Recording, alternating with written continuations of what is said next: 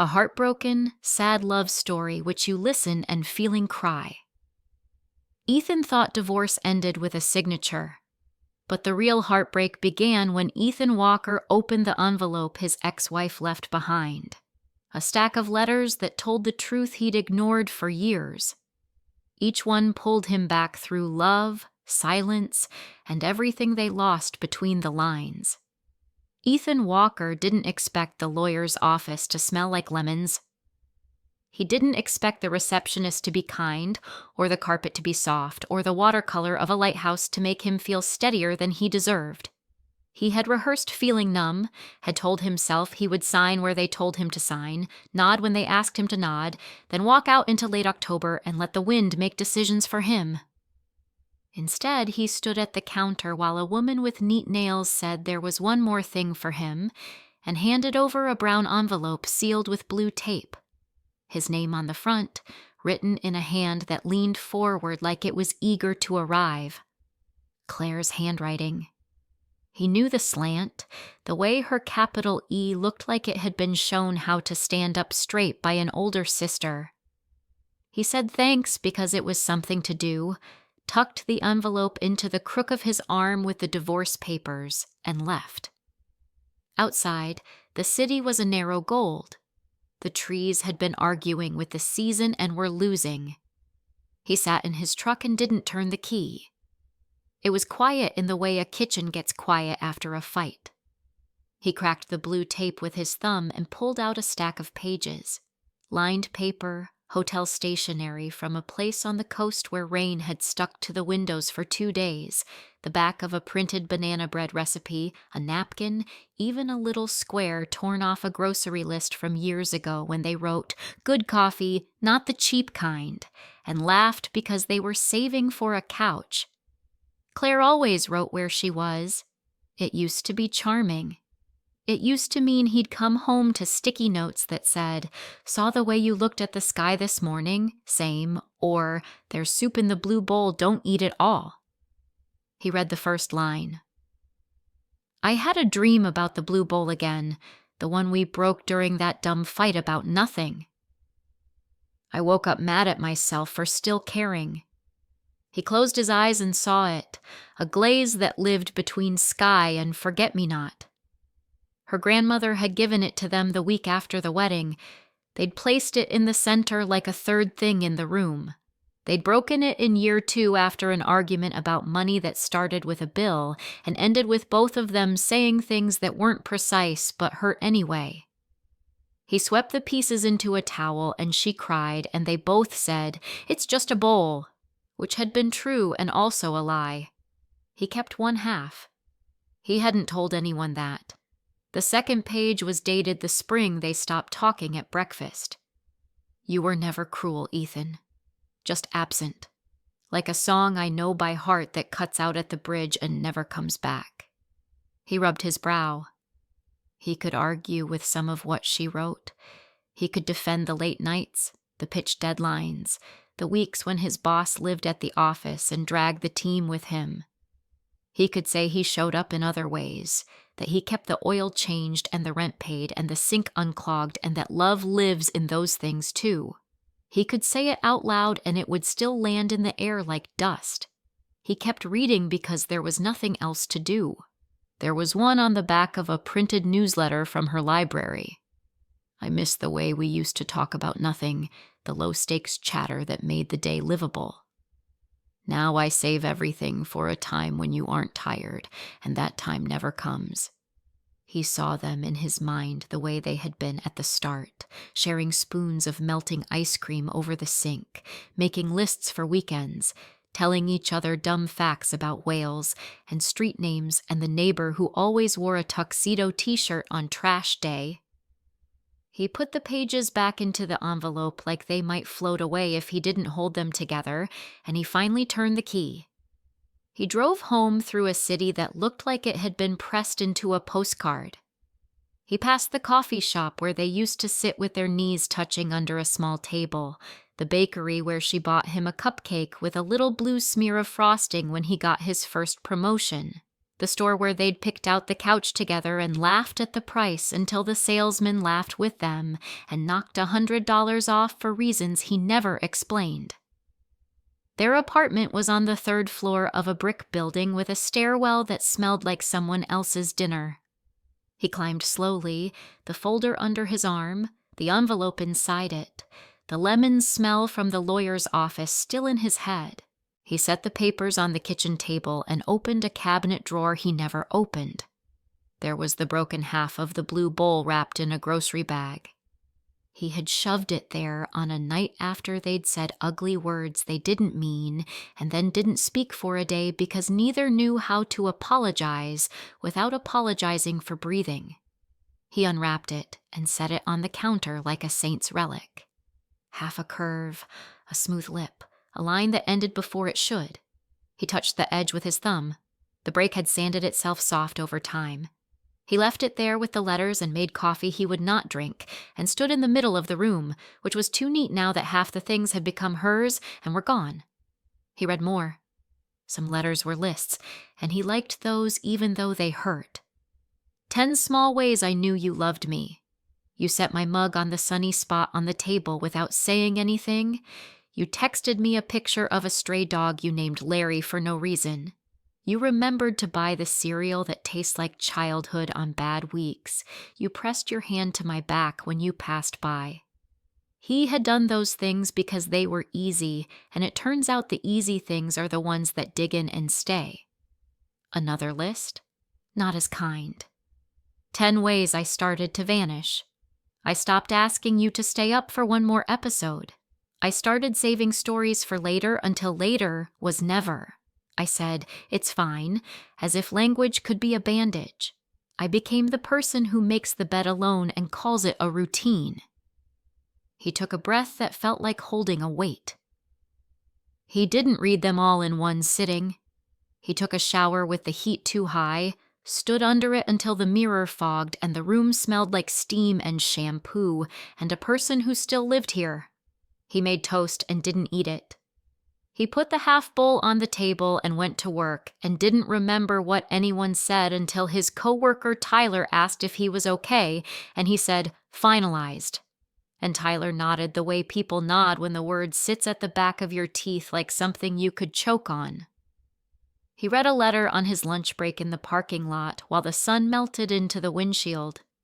This was on a receipt from a hardware store, probably the day they bought a plunger and a plant, and joked that one would outlast the other. I hate the way we apologized like we were clocking in. Sorry. Same. Back to dishes. We deserved a little theater sometimes, the kind where you say what you actually mean. I wanted to say, I'm scared you've started to live on a planet where I don't speak the language. He folded it carefully so the ink wouldn't crack. He read one at night, the TV on low, a baseball game he wasn't watching, giving the room a reason to have sound. I know you think this was about someone else. There wasn't someone else. There was just me realizing I had become an extra in a movie we once led. He'd wondered about someone else. He'd tripwired around the possibility with the precision of a man avoiding a live wire. He had checked nothing. He had looked at no phones. He had asked no questions he wasn't ready to have to believe the answers to. Hearing her say it, even in a letter probably written a year ago in a kitchen he could still map with his eyes closed, gave him a feeling he could not name. Relief, maybe, or the exact opposite. On a Saturday morning when the heat kicked on for the first time of the season and made the radiators sing like old pipes in a church, Ethan took all the letters to the living room and put them on the rug in a careful half circle. He had never been good at puzzles. Claire had been the one who could tell which piece looked like it belonged in the sky. He read them in the order that felt right, which is to say in no order at all except the one his stomach chose. He read one from the night they had made spaghetti and talked about buying a house near the river, the kind with a small porch and a tree that looked like it had been waiting for someone like them. He read one that quoted something his father once told him: "Don't be a man who only shows up for the picture. Be the one who takes it." She had written, "I think about that every time you smile for the camera and then disappear into your head." He read one that was just a memory of a road trip with the windows down and the radio low, the day they passed a field full of sunflowers and pulled over because she wanted to stand beside something that loud and alive. He had taken her picture. She had framed it and put it on a shelf, and he had ignored it until it had become part of the wall. In the afternoon, he walked to the grocery store because he needed paper towels and because sometimes you have to leave the apartment where a season of your life is sitting cross-legged on the rug looking at you. The automatic doors opened and let him into a light that was too bright. He stood in front of the cereal and stared at boxes as if they held secrets. He picked the one that tasted like childhood, and then picked the healthier one he bought when they were pretending to be people who ate better on weekdays. He ran into a woman from the building who had a small dog that wore a sweater when it was cold. She asked how he was. He said fine because there is not a word for what he was that fits in an aisle with stale air and a cart with a squeaky wheel. At night, because the apartment was quiet in the way that makes your bones sound loud, he opened a letter written on the back of a flyer for a book club. "I used to think forgiveness meant I had to erase the thing that hurt. I don't think that anymore. I think it means you carry it without letting it decide where you go. I am trying to carry us without letting us decide the rest of my life." He had wanted forgiveness without having to ask for it. He had wanted someone to put a stamp on a paper that said he was still good. He could feel that want and know it wasn't fair. He called his mother the next day because she had left 3 messages that said, "When you're ready, honey." She lived an hour away and loved porch swings and tomato plants and dramatic shows where everyone whispered in kitchens. She asked about the papers and the careful tone people use around freshly broken things. He said they were signed. She said she had made lemon bars, and did he want to come by? He said yes, because sometimes you let someone else pick the road for a while. On the drive, he listened to a station that played old love songs, and he didn't turn it off even when the lyrics felt like jokes at his expense.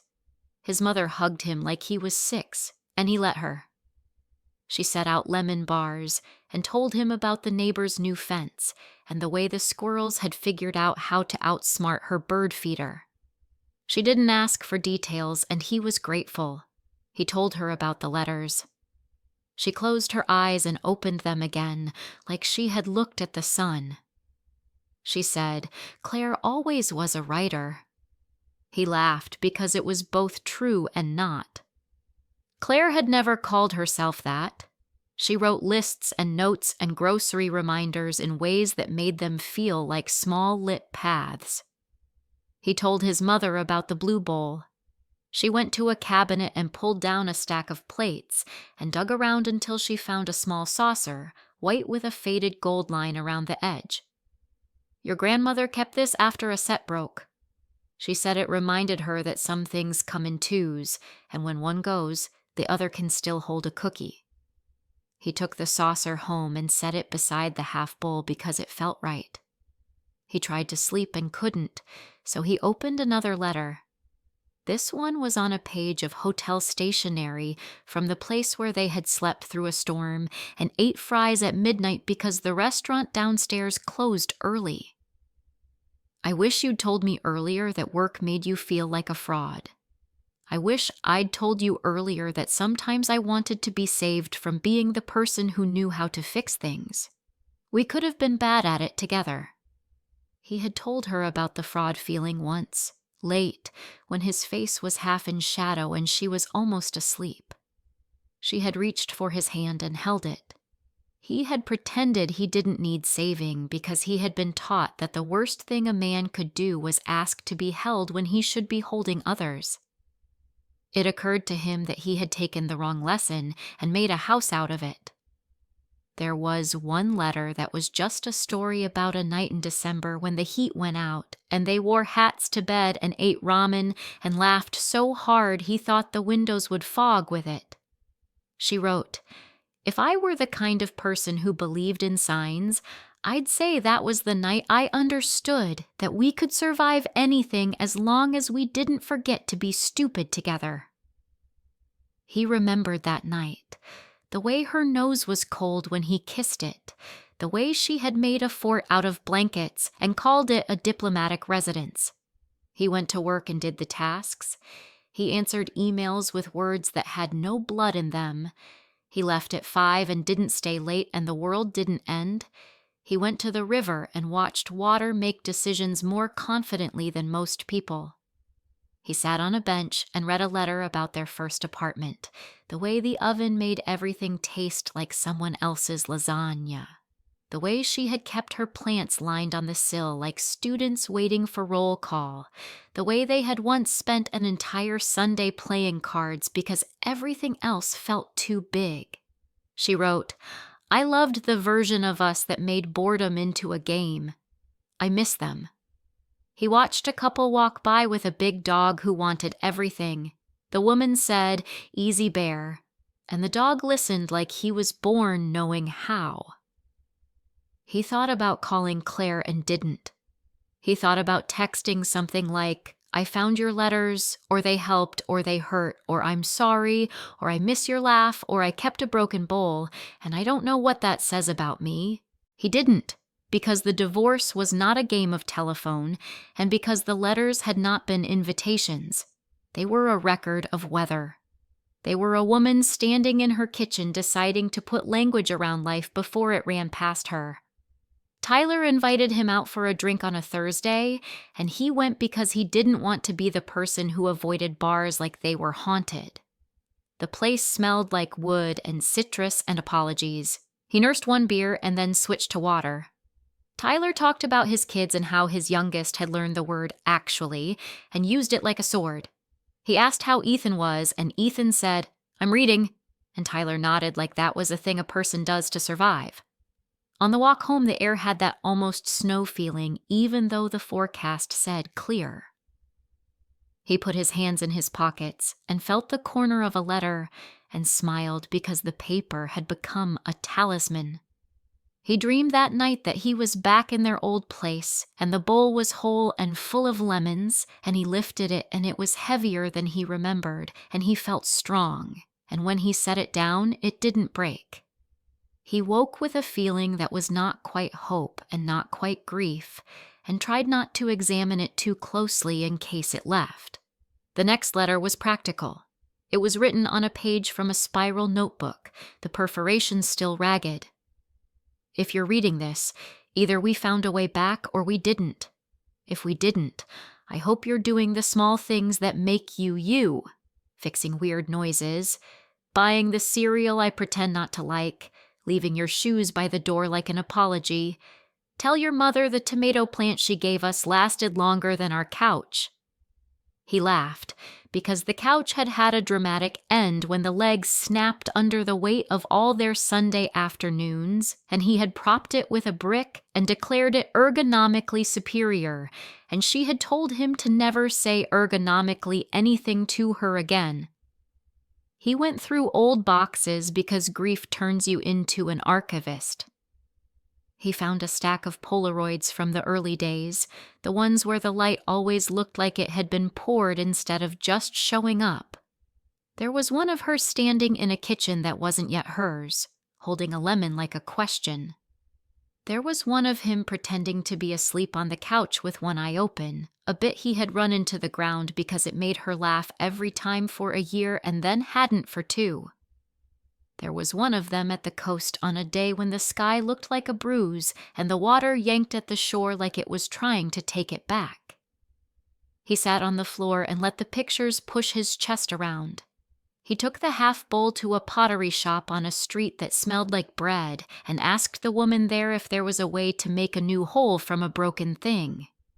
She looked at the curve and then at him and said, "You want kintsugi." He said he wanted something that honored the break without pretending it hadn't happened. She said, "Then you're already speaking its language." She told him about lacquer and gold dust and patience. She said, "You could glue it invisibly. But then what would you learn?"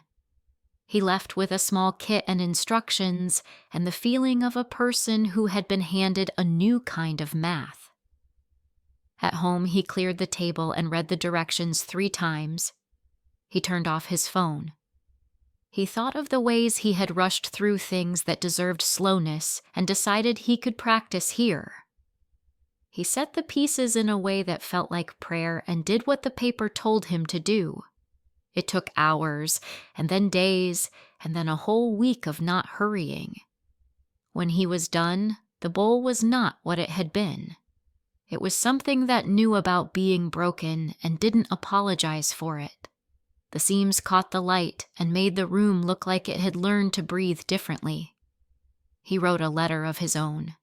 He didn't plan to send it. He wrote it on the back of the banana bread recipe she had used as a page because he liked the way things talk to each other when you let them. "I was absent," he wrote. "I was a man who thought duty would stand in for presence. I thought paying the electric bill meant I didn't have to turn on the light. I'm learning it doesn't work that way. I am sorry for the days I made you feel alone in a room I was in. I want you to know I'm trying to be a person who looks at the people he loves first, not the problems he thinks he can tame." He folded it and put it in the envelope with hers, and put the envelope in the drawer with the bowl kit and the little gold brush he liked holding. He started cooking for himself, and sometimes it was good and sometimes it tasted like a dare he lost. He went to the farmer's market on a Saturday because she had loved it and because he wanted to see if a place could hold him without breaking him. A man with a guitar sang a song about leaving and then a song about staying, and he stood beside a pile of apples and felt human. He bought lemons because of course he did. He went home and set them in the bowl, and it looked like a life. Winter became the kind of cold that tries to take you into a corner and whisper things. He didn't let it. He called Tyler and went to a movie where the hero made noble mistakes and the lighting made everyone's eyes look like they had secrets. He shoveled the front steps and said hello to his neighbor with the dog and the sweater, and the dog let him scratch behind his ear like they had a treaty. He read a book Claire would have liked and put it aside because he wasn't ready to say those sentences out loud to himself yet. One night in January, he found a letter he hadn't noticed, tucked between 2 others. It was small and folded twice the way she used to fold napkins. This one was from the spring the cracks started to draw maps. "I don't want to leave you," she wrote. "I want to find you. I want to find the person who made dumb jokes about toast and believed me when I said the best part of the day is when you're almost home and I hear your keys in the hall. If that person is gone, I will mourn him. If he isn't, tell him I'll wait on the porch." He pressed the paper to his chest and let himself cry because there are times when not crying is a kind of lie, and he had promised himself fewer of those. He didn't call her. He wrote another letter to the drawer. "I think the person you were waiting for got lost under the weight of should. I am digging him out. He is messy, but he is breathing." He made a list of 10 ways he could show up for people he loved, and he did some of them. He fixed a lamp for his mother. He took a Saturday to help Tyler move a couch up 3 flights, the kind of errand that makes friendship feel like a team sport. He texted his sister pictures of his attempts at roasting vegetables, and she sent back the blunt kindness only family can deliver. He said yes when a coworker asked if he wanted to join a pickup basketball game, and he missed most of his shots and laughed anyway, and was sore for 2 days and liked it. On a Tuesday, he walked past the library where Claire worked and told himself he was taking the long way because the sun was warm on that side of the street, not because he wanted to see her through the window and prove to himself that she was still a person who wore sweaters that made the room feel friendly. He saw her at the circulation desk, hair pulled back, talking to a kid with a stack of dinosaur books, bending down to the kid's level like that was where the conversation deserved to happen. He kept walking because he was not a ghost. There was a letter written on a Sunday program from a church he knew she only went to when she needed other people's voices around her. "I sat in the back and didn't sing and felt better anyway," she wrote. "The woman in front of me had a baby who kept grabbing at her hair, and she just laughed and said, 'Go on.' And I thought, that's it. That's how you live with people. You let them pull a little and you say, 'Go on.'" He imagined her there, the quiet, the way the light found its way through stained glass that had been telling people what to do with their hearts for 100 years. In February, he got sick with a small flu and no one brought him soup, and he realized how many things she had done that he had folded into the walls and called architecture. He made tea badly and slept under a blanket that smelled like laundry and woke with a start at 2 a.m. and reached for a person who wasn't there and then reached for the loop of his own breath and waited until the panic passed. In the morning, he wrote, "I am learning to be two people when I have to, the one who is hurt and the one who helps. I think you were both for too long and I didn't notice because it was easy not to." He ran into her in March in the cereal aisle. It was like the universe had decided to be on the nose. She was holding the box that tasted like childhood, and he was holding the one you buy when you've decided to act like a person who understands fiber. They both laughed because you have to. She said, "Hey," like people say it when the word has to carry a year. He said, "Hey." They stood with the wheels of their carts touching like kids on bikes. She said she'd heard from his mother that his car was still running badly, which meant his mother had been telling stories across town lines again. He said he was trying to learn how to make the vegetable thing right. She said, "Add lemon at the end," and he said, "Of course." And they both smiled, and it felt like the kind of smile you can't put anywhere, but it still matters. He didn't ask if she was seeing someone. He didn't want to be small that way. She didn't offer it.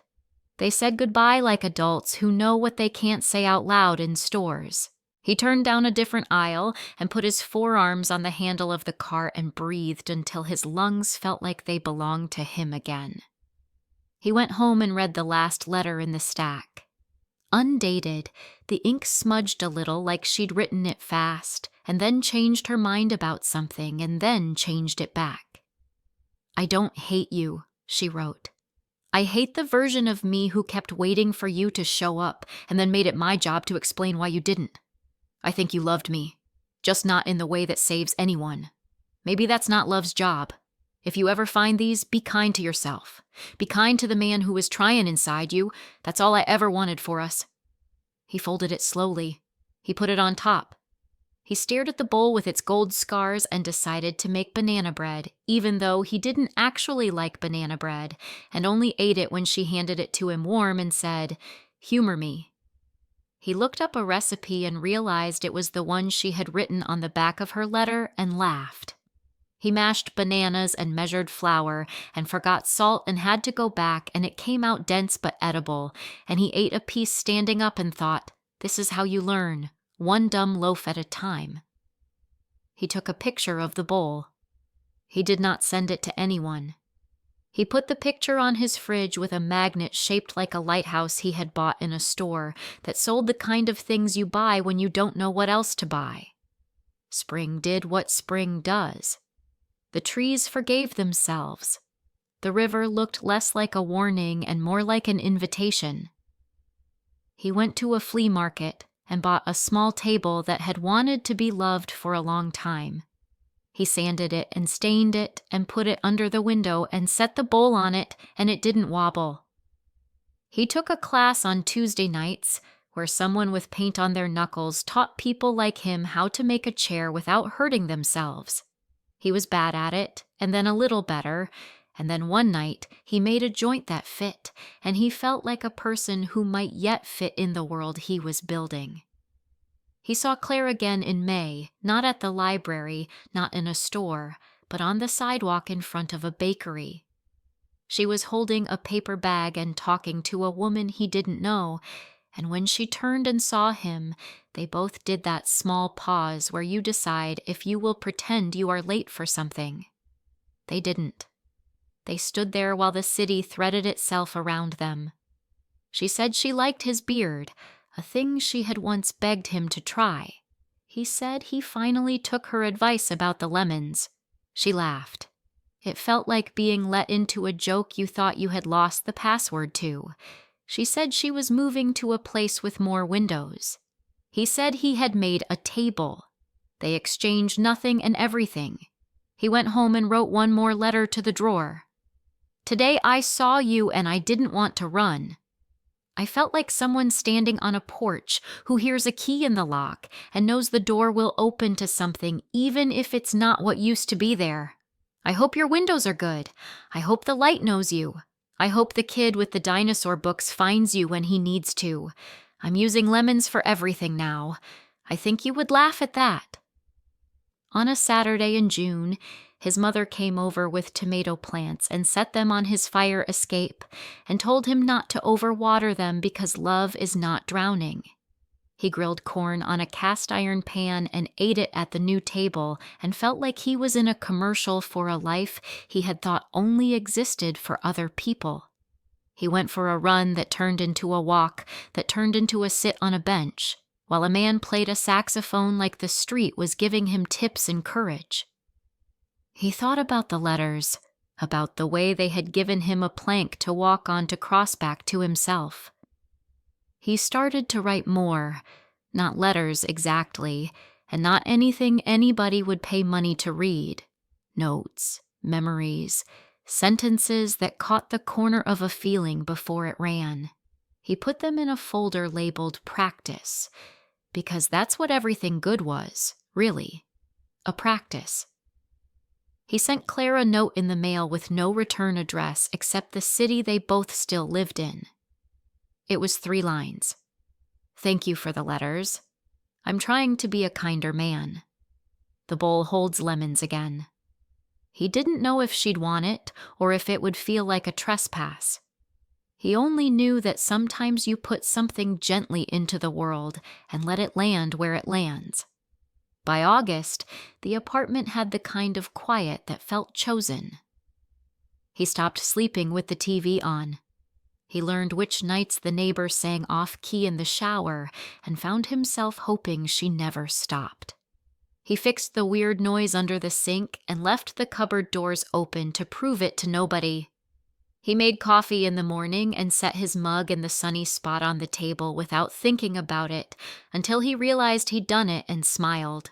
He bought the cereal that tasted like childhood on a week when the emails were heavy, and he ate it for dinner and felt okay about that. The day a fall wind threaded through the last heat. He took the letters out again and read them like a book you return to when you need a particular sentence to remind you who you are supposed to be. He put them back, straightened the envelope's blue tape as if that mattered, and turned off the kitchen light. He went to the window and looked at the city and listened to a couple argue without cruelty on the sidewalk, and a kid ride a scooter with too much confidence, and a man tell a dog to leave it and the dog pretend not to understand. He thought about the way love had looked like a promise, and then like a test, and then like a thing he could choose to practice without needing it to explain itself.